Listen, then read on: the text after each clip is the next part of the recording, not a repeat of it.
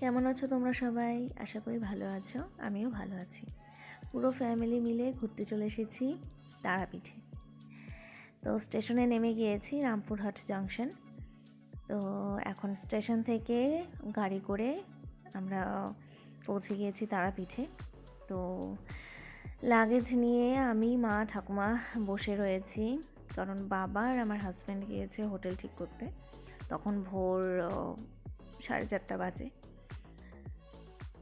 তারপর হোটেলে ঢুকে ফ্রেশ হয়ে চলে এসেছি মন্দিরে পুজো দিতে। দেখতেই পাচ্ছ লাইনে দাঁড়িয়ে রয়েছি।